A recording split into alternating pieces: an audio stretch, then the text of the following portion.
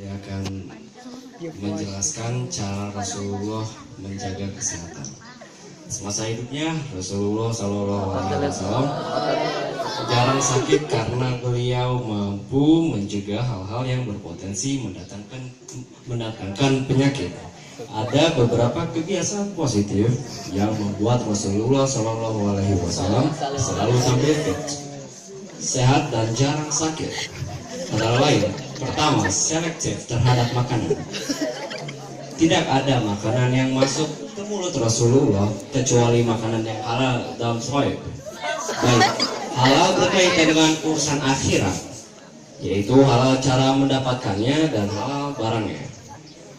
Sedangkan soib berkaitan dengan urusan duniawi, seperti baik tidaknya atau bergizi tidaknya makanan yang dikonsumsi. Salah satu makanan kegemaran Rasul adalah madu.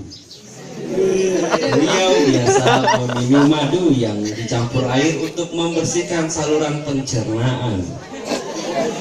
Rasul bersabda, hendaknya kalian menggunakan dua macam obat, yaitu madu dan Al-Quran. Hadis riwayat Ibnu Majah dan Hakim. Kedua, tidak makan sebelum lapar dan berhenti makan sebelum kenyang. Aturannya, kapasitas perut dibagi ke dalam 3 bagian, yaitu sepertiga untuk makanan, zat padat, sepertiga untuk minuman, zat cair, dan sepertiga lagi untuk udara, gas. Hal ini sebagaimana sabda Rasulullah, anak Adam tidak memenuhkan suatu tempat yang lebih jelek dari perutnya. Cukuplah bagi mereka seberapa suap yang dapat memfungsikan tubuhnya. Kalau tidak ditemukan jalan lain, maka ia dapat mengisi perutnya dengan sepertiga untuk makanan, sepertiga untuk minuman, dan sepertiganya lagi untuk pernafasan. Hadis riwayat Ibnu Majah dan Ibnu Hibban. Belum 2 lembar. Ketiga, makan dengan tenang, tumanina, tidak tergesa-gesa, dengan tempo sedang. Cara makan seperti ini akan menghindari seseorang dari tersedak ataupun tergigit. Makanan bisa dikunyah dan lebih baik sehingga kerja organ pencernaan lebih ringan. Dari segi medis, makanan yang tidak dikunyah dengan baik akan sulit dicerna. Dalam jangka waktu lama bisa menimbulkan kanker di usus besar. Keempat, tidak meniup makanan atau minuman panas. Dalam hadis Ibnu Abbas meriwayatkan bahwasanya Rasulullah SAW melarang bernafas pada bejana minuman dan meniupnya. Hadis riwayat At-Tirmidzi dan disahihkan oleh Al-Albani. Secara teori ilmiah, hadis Rasulullah tersebut dapat dijelaskan bahwa apabila kita menghembuskan nafas pada minuman, kita akan mengeluarkan karbon dioksida yang apabila bercampur dengan air akan menjadi apa ini? Apa nih ya? H2CO3 atau sama dengan juga sehingga menyebabkan minuman itu menjadi Racun, asam. acidic atau acidic ini? Acidic. Itu menjadi acidic, bersifat asam atau bersifat asam. Bila kebiasaan ini berlangsung dalam waktu lama, akan dapat merusak kinerja ginjal serta dapat meningkatkan risiko serangan jantung. Kelima, tidak makan atau minum sambil berdiri. Dari Anas bin Malik radhiyallahu anhu maaf. Dari Rasulullah SAW bahwasanya beliau melarang seseorang untuk minum dengan berdiri. Katoda ya? Qatadah bertanya kepada Kata Anas. Oh ya. Qatadah bertanya kepada Anas, bagaimana kalau makan? Anas menjawab, kalau makan dengan berdiri itu jelek dan lebih buruk. Hadis riwayat Muslim. Jika kita minum sambil berdiri, air yang kita minum akan meluncur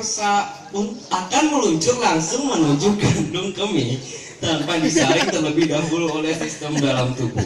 Akibatnya akan terjadi pengendapan di saluran ureter. Endapan ini jelas semakin dapat menyebabkan penyakit kristal ginjal atau batu ginjal.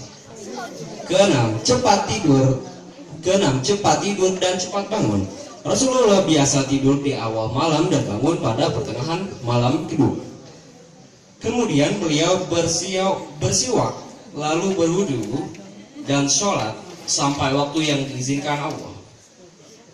Beliau tidak pernah tidur melebihi kebutuhan, namun tidak pula menahan diri untuk tidur sekadar yang dibutuhkan.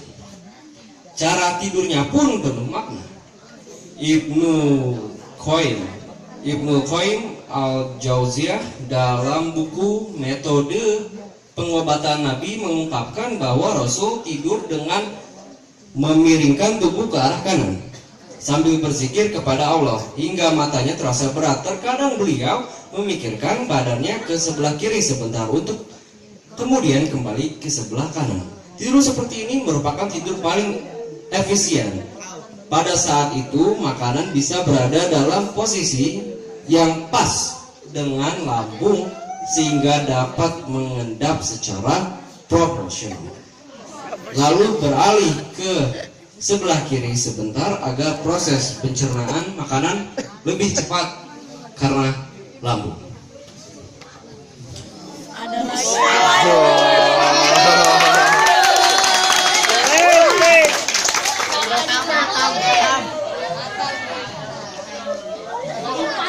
Lebih cepat karena lambung mengarah ke liver.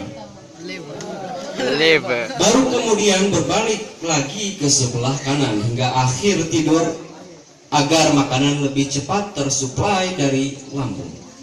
Ketujuh, ini yang terakhir ya. Ketujuh, istiqomah melakukan puasa sunnah.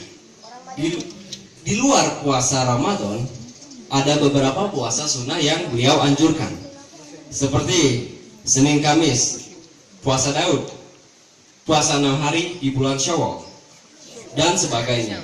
Puasa adalah perisai terhadap berbagai macam penyakit jasmani maupun rohani.